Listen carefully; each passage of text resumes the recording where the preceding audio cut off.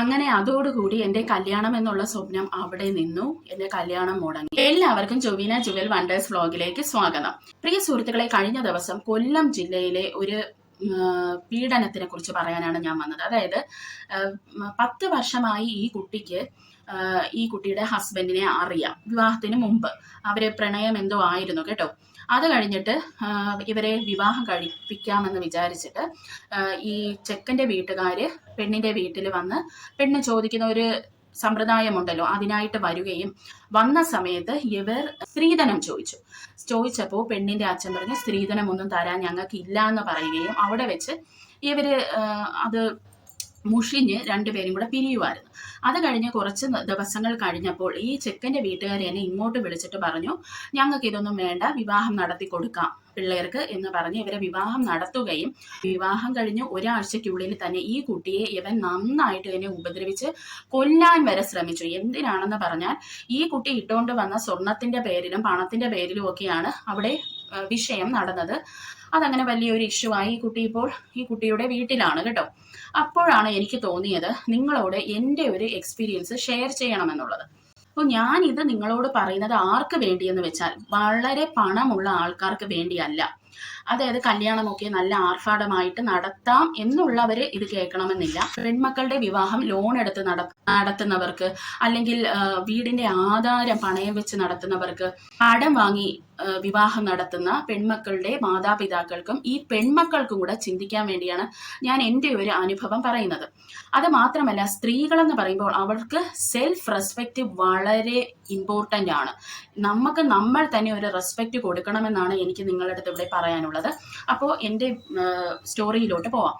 അപ്പോൾ ഞങ്ങൾ രണ്ടുപേരും 2 കാസ്റ്റാണ്. ഹസ്ബൻഡ് ക്രൈസ്തവനും ഞാൻ ഹിന്ദുവുമാണ്. അപ്പോൾ ചേട്ടൻ്റെ അമ്മയ്ക്കോ അനിയനോ ഒന്നും നമ്മളുടെ വിവാഹത്തിന് ഒരു എതിർപ്പൊന്നുമില്ല. അവരൊക്കെ നല്ല ആൾക്കാരാണ്.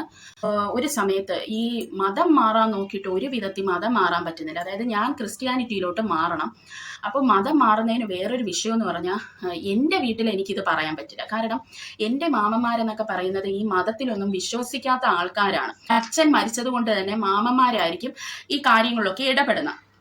അപ്പൊ അവരടുത്ത് ചെന്ന്, മാമ എനിക്ക് ക്രിസ്ത്യൻ ആവണം, നിങ്ങളൊന്ന് പള്ളിയിൽ പോയി അച്ഛൻ്റെ അടുത്ത് സംസാരിക്കൂ എന്ന് പറഞ്ഞാൽ അവരെന്നെ നല്ല തെറിയേ പറയത്തുള്ളൂ. കാരണം അവര് എൻ്റെ അടുത്ത് പറഞ്ഞതെന്ന് പറഞ്ഞാൽ, ശിവഗിരി ഇവിടെ കിടപ്പുണ്ടല്ലോ, അവിടെ പോയി നിങ്ങൾ രണ്ടുപേരും കൂടെ അങ്ങ് മാല ഇട്ടാ പോരെ, ഇതിൽ കൂടുതൽ എന്തിരിക്കുന്നത്, നിങ്ങൾ സ്നേഹിച്ചവരല്ലേ, ജീവിക്കേണ്ടത് നിങ്ങളല്ലേ എന്നുള്ള ഒരു ചിന്താഗതിയാണ് അവർക്ക്.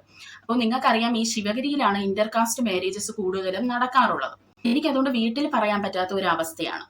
അടുത്തത്, ഞാൻ ക്രിസ്ത്യൻ ആവേണ്ട നിർബന്ധമുള്ളത് ചേട്ടന്റെ വീട്ടുകാർക്കാണ്. അപ്പോൾ ഞാൻ എന്ത് ചെയ്തു? അപ്പോൾ അവർ അന്വേഷിക്കുമ്പോൾ ഈ മതം മാറുന്നതിന് 75,000 റുപ്പീസ് 75,000 റുപ്പീസ് ആണ് ചെലവ് വരുന്നത്. അത് മാത്രമല്ല, 1 വർഷത്തെ മതപഠനത്തിന് ഞാൻ പോകണം. ഈ ബൈബിളോ എന്തോ സംഭവം, സൺഡേ ക്ലാസ് ഒക്കെ ഇല്ലേ, അതുപോലത്തെ ഞാൻ 12ാം ക്ലാസ് വരെ എന്തോ ഞാൻ പഠിക്കണം. ഈ സൺഡേ ക്ലാസ് 1 വർഷത്തെ എടുക്കണം. 75,000 രൂപ മതം മാറുന്നതിന് വേണ്ടി മാത്രം. അത് മാത്രമല്ല, നമ്മുടെ ടൈം ഇങ്ങനെ പോവുകയാണ്. ഞങ്ങൾക്ക് രണ്ടുപേർക്കും ഏജും ആവുന്നുണ്ട്. ഞങ്ങൾ കഴിഞ്ഞ ഒരു 5 വർഷത്തോളമായി ഞങ്ങളുടെ വിവാഹത്തിന് വേണ്ടി കാത്തിങ്ങനെ ഇരിക്കുന്ന ആൾക്കാരാണ്. പിന്നെ ഈ സൺഡേ ക്ലാസ്സിൽ പോകുന്നതിനെ പറ്റി എനിക്ക് ഒട്ടും തന്നെ താല്പര്യമില്ല. അതായത് പഠിക്കുന്നതിന് എനിക്ക് താല്പര്യമില്ല. കാരണം ഞാൻ ഹിന്ദു ആയതുകൊണ്ട് തന്നെ നമുക്ക് ഈ മതപഠനമൊന്നും ഇല്ലല്ലോ. അത് മാത്രമല്ല, അമിതമായി ഏതെങ്കിലും ഒരു മതത്തിനെ വിശ്വസിക്കുന്ന കൂട്ടത്തിലുള്ള ആളല്ല ഞാൻ. അതുകൊണ്ടാണല്ലോ ഞാൻ ഒരു മതസ്ഥനെ ഞാൻ സ്നേഹിക്കാൻ എനിക്ക് പറ്റിയത്. അപ്പൊ ഞാൻ ഈ മതം പഠിക്കുന്നതിനോടൊന്നും എനിക്ക് താല്പര്യമില്ല. അത് മാത്രമല്ല, ഞാൻ അധികം പ്രാർത്ഥിക്കാത്ത ഒരാളാണ്. ഞാൻ പ്രാർത്ഥിക്കുന്നത്, എനിക്ക് തോന്നുന്നു ഞാൻ നഴ്സിംഗ് പഠിക്കുന്ന സമയത്തായിരുന്നു പ്രാർത്ഥിക്കുന്നത്. അത് കഴിഞ്ഞ് ഞാൻ പ്രാർത്ഥനയും വഴിപാടും ഒന്നുമില്ല. വല്ലപ്പോഴും ഒന്ന് അമ്പലത്തിൽ ആണ്ടിലും പൂരത്തിലും പോയാലും 5 മിനിറ്റ് കയറി നിന്ന് നമ്മൾ പ്രാർത്ഥിക്കുകയല്ലേ ഉള്ളൂ. അമ്പലത്തിൽ കുറെ നേരമൊന്നും ഇരിക്കൂലല്ലോ. 5 മിനിറ്റ് പ്രാർത്ഥിക്കുന്നു, ചുറ്റി തൊഴുതു ഇനി ഇറങ്ങുന്നു. ഇത്രയാണല്ലോ നമ്മുടെ രീതി. അപ്പോൾ ഞാൻ പോയി ഈ മതവും പഠിക്കണം, അതുപോലെ തന്നെ മണിക്കൂറുകൾ പ്രാർത്ഥിക്കണമെന്നൊക്കെ വെച്ചാൽ എനിക്കത് കുറച്ച് ബുദ്ധിമുട്ടുള്ള കാര്യമാണ്. അപ്പോൾ അതിനോടൊന്നും എനിക്കൊട്ടും താല്പര്യമില്ലായിരുന്നു. അത് മാത്രമല്ല, ഹിന്ദുവായ എന്നെ കിട്ടുന്നത് ക്രൈസ്തവർക്കാണ്. അതായത് ഞാൻ ക്രിസ്ത്യാനിറ്റിയിലോട്ടാണ് മാറേണ്ടത്. അപ്പോൾ അവരെന്നെ ഫ്രീ ആയിട്ടല്ലേ ഇതൊക്കെ പഠിപ്പിച്ച് അവരുടെ മതത്തിലോട്ട് ചേർക്കേണ്ടത്. അല്ലാതെ ഞാൻ 75,000 രൂപ കൊടുക്കണമെന്നൊക്കെ പറഞ്ഞാൽ അതൊന്നും നടക്കില്ല. അത് മാത്രമല്ല, എൻ്റെ അച്ഛൻ മരിച്ചതാണ്, നമുക്ക് വലിയ സമ്പാദ്യമൊന്നും ഇല്ല. അപ്പോൾ 75,000 രൂപയും ഞാൻ ഉണ്ടാക്കണം. അത് മാത്രമല്ല ഈ കല്യാണത്തിനുള്ള മൊത്തം കാര്യങ്ങളും ഞാൻ ഉണ്ടാക്കേണ്ട അവസ്ഥയാണ്.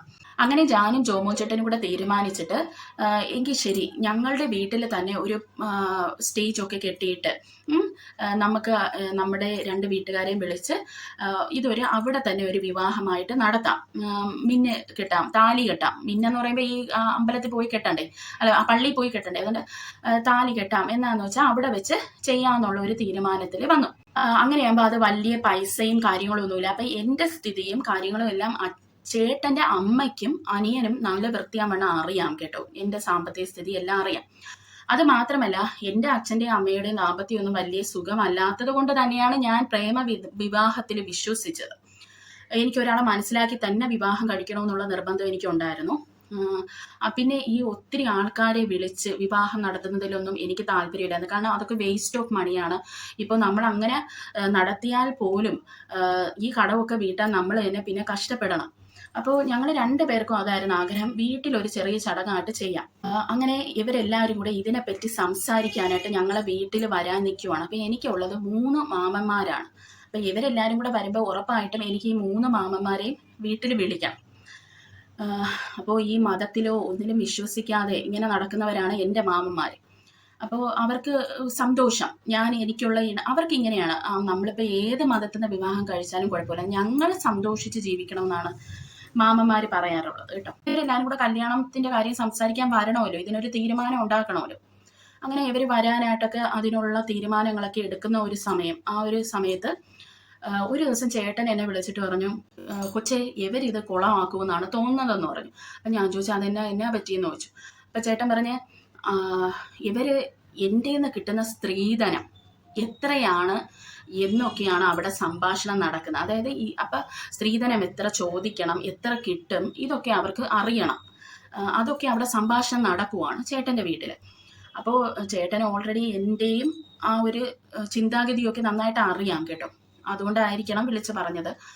അങ്ങനെ ഞാൻ അപ്പം ചോദിച്ച ഒരേ ഒരു കാര്യമുള്ളൂ, അമ്മയും അനിയനും എന്താണ് പറയുന്നതെന്ന് ചോദിച്ചു. അപ്പം പറഞ്ഞ് അനിയനൊന്നും മിണ്ടുന്നില്ല, അമ്മയൊന്നും മിണ്ടുന്നില്ല, ഇവർ പറയുന്നതൊക്കെ കേട്ടി ഈ ഊന്നൊക്കെ വെക്കുന്നു. കാരണം ചേട്ടൻ്റെ വീട്ടിലും അച്ഛനില്ല.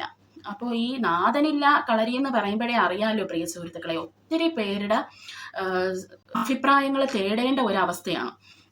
അപ്പോൾ എല്ലാവരും അവിടെ വന്നു, ഇവരുടെ ബന്ധുക്കളും സ്വന്തക്കാരും ഒക്കെ വന്നു.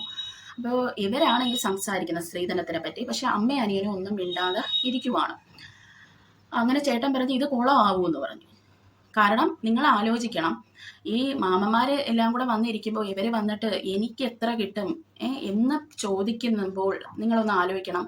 എൻ്റെ മാമന്മാർ അന്നേരം ഒന്നും പറഞ്ഞില്ലെങ്കിൽ അവർ പോകുമ്പോൾ എന്നെ റെഡിയാക്കും. അതായത് എൻ്റെ മാമന്മാരുടെ ഒരു കൺസെപ്റ്റ് എന്ന് പറയുമ്പോൾ നമ്മൾ സ്ത്രീകളെ വിലയ്ക്ക് വാങ്ങുന്നതിനോട് താല്പര്യമില്ല.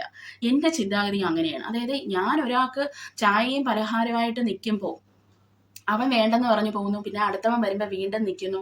അതൊക്കെ ഒരു വില പറഞ്ഞ് ഉറപ്പിക്കുന്ന കണക്കാണ് എൻ്റെ പേഴ്സണൽ ഒപ്പീനിയനാണ് എനിക്ക് തോന്നിയിട്ടുള്ളത്.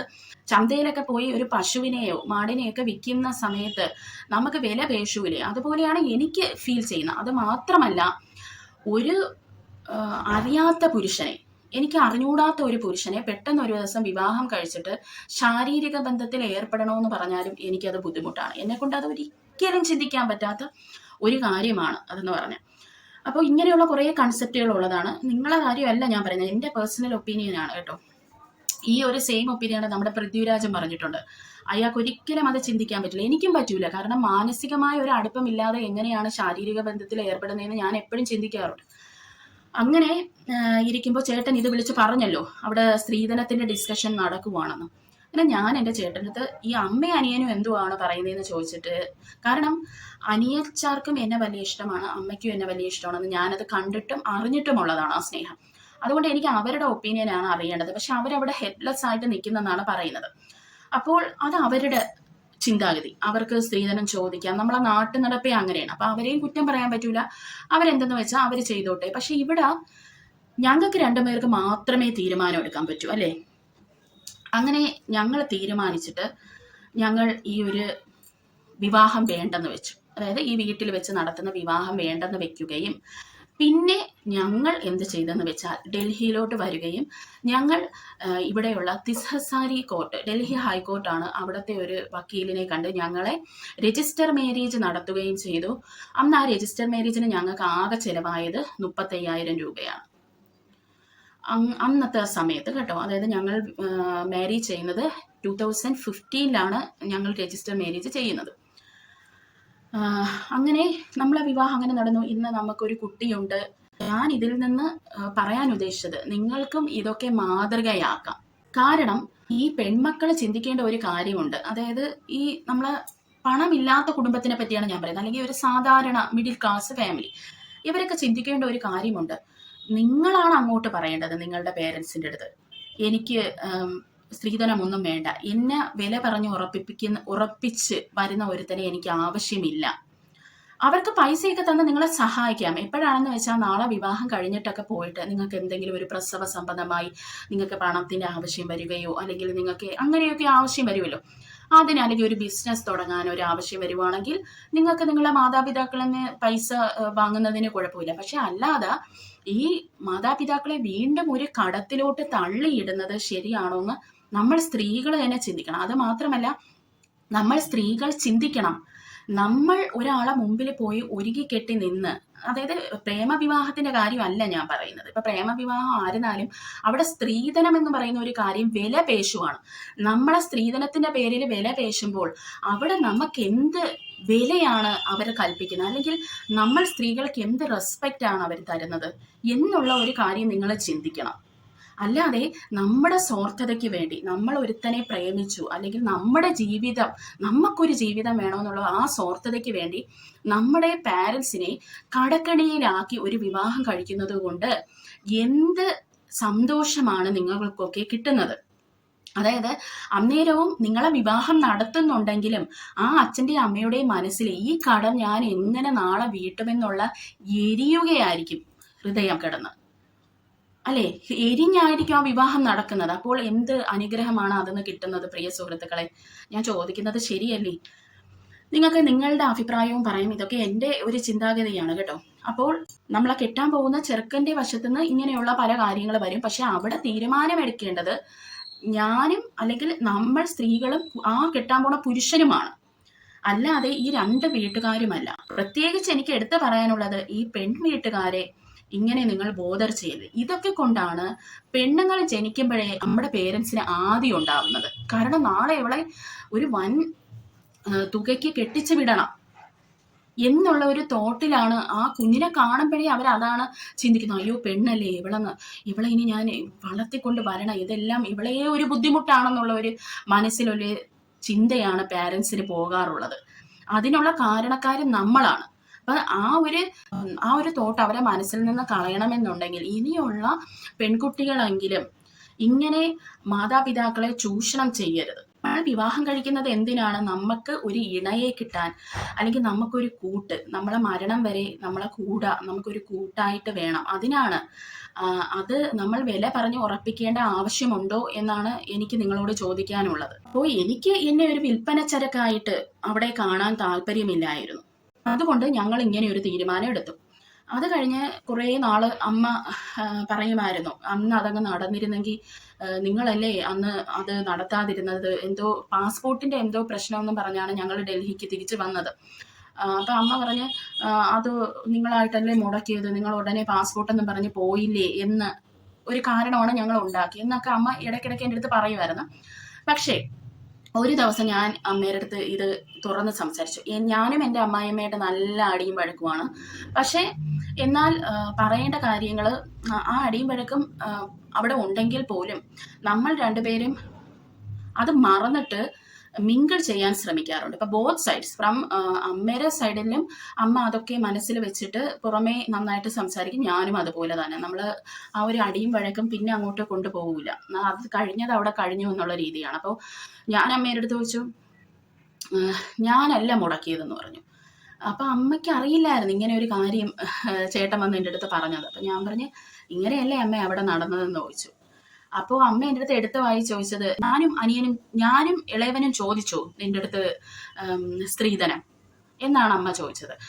അപ്പം ഞാൻ പറഞ്ഞു നിങ്ങളെ ചോദിച്ചില്ല, പിന്നെ എന്താ അവർ വന്ന് എന്തെങ്കിലും ഒന്ന് പറഞ്ഞിട്ട് പോകൂലായിരുന്നോ അമ്മയുടെ ബന്ധുക്കൾ. അപ്പം ഞാൻ പറഞ്ഞു അതങ്ങനെയല്ലല്ലോ, മുതിർന്നവർ തമ്മിൽ വാക്കുറപ്പിക്കുന്നതാണത്, ആ വന്ന് കണ്ട് നമ്മൾ സംസാരിക്കുന്ന കാര്യം എന്ന് പറയുന്നത്. അപ്പോൾ ആ മുതിർന്നവർ തമ്മിൽ വാക്കുറപ്പിക്കുമ്പോൾ അവിടെ എൻ്റെ മാമന്മാരെ ഞാനൊരു പ്രതിസന്ധി ഘട്ടത്തിൽ ഇട്ടുകൊടുക്കുകയാണ് ചെയ്യുന്നത്. അല്ലെങ്കിൽ തന്നെ മാമന്മാർക്ക് ഇങ്ങനെ ഒരു ചിന്തയാണ്, ഇങ്ങനെ ഈ വാക്കൊക്കെ ഈ ബാർഗെയിൻ ചെയ്യുന്ന, സ്ത്രീധനത്തിന് വേണ്ടി ബാർഗെയിൻ ചെയ്യുന്ന ആൾക്കാരെ ഞങ്ങളെ മാമന്മാർ, എൻ്റെ മാമനൊന്നും ഇഷ്ടമല്ല. അവരെയൊക്കെ വളരെ താത്തിക്കെട്ടി കാണുന്ന ആൾക്കാരാണ് എൻ്റെ മാമനെന്നൊക്കെ പറയുന്നത്.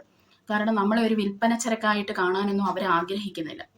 അതുകൊണ്ട് തന്നെ അവിടെ ഒരു ഇഷ്യൂ ക്രിയേറ്റ് ആകുമെന്ന് നമുക്ക് പറയാൻ പറ്റില്ല അല്ലേ. ഇതൊരു തമാശയല്ലല്ലോ, അതങ്ങ് വിട്ടേക്കാൻ പറയാം. കാരണം കല്യാണ സമയത്ത് ഞങ്ങൾക്ക് ഉറപ്പ് തന്ന ആ ഒരു സ്ത്രീധനത്തിൻ്റെ തുക അല്ലെങ്കിൽ ആ ഒരു സ്വർണം എവിടെയെന്ന് ചോദിച്ച് പ്രോബ്ലംസ് ക്രിയേറ്റ് ആയാൽ എന്ത് ചെയ്യും? അപ്പോൾ അത് തമാശയല്ലല്ലോ. അപ്പം ഞാൻ പറഞ്ഞ അതുകൊണ്ട് തന്നെ അതിൻ്റെ ആവശ്യമില്ല. ഞങ്ങൾ പ്രണയിച്ചു, ഞങ്ങൾ ജീവിക്കാൻ തയ്യാറാണ്. അതിന് ഞങ്ങൾക്കിപ്പോൾ വിവാഹമോ അല്ലെങ്കിൽ ഇങ്ങനെയുള്ള സമ്പ്രദായമൊന്നും വേണ്ട. ഇപ്പോൾ നമ്മളുടെ കഷ്ടത്തിൽ മാരേജ് എന്ന് പറയുന്ന ഒരു കാര്യം ഉള്ളത് കൊണ്ടാണ് വിവാഹം കഴിച്ചത്. അല്ലെങ്കിൽ അങ്ങനെ ഒരു കഷ്ടമില്ലായിരുന്നെങ്കിൽ വിവാഹം പോലും കഴിക്കാതെ ജീവിക്കാനും നമുക്കൊരു കുഴപ്പമില്ലായിരുന്നു. പക്ഷേ നമുക്ക് വിവാഹം കഴിക്കണം, അത് ലീഗലി നമ്മൾ വെച്ചില്ലെങ്കിൽ നാളെ നമുക്ക് തന്നെ അതൊരു പാരയായി മാറും. അപ്പോൾ എനിക്ക് പറയാനുള്ള, ഈ പെൺകുട്ടികളുടെ അടുത്തൊക്കെ പറയാനുള്ളത്, പോയി ഒരു വിൽപ്പനച്ചരക്കായിട്ട് നിൽക്കരുത്. നമ്മുടെ സെൽഫിഷ്നെസ്സിന് വേണ്ടി നമ്മുടെ മാതാപിതാക്കളെ കരുവാക്കരുത് എന്നാണ് എനിക്ക് പറയാനുള്ളത്. മാതാപിതാക്കളോട് എനിക്ക് പറയാനുള്ളത്, ഇങ്ങനെ മക്കളെ പിടിച്ചു വെക്കാതെ അവർക്ക് ഇഷ്ടമുള്ള പാർട്ട്നേഴ്സിനെ ചൂസ് ചെയ്യാനുള്ള അവസരം അവർക്ക് കൊടുക്കണം. അവരവരെ ലൈഫുമായിട്ട് സന്തോഷിച്ച് അവർ ജീവിക്കട്ടെ.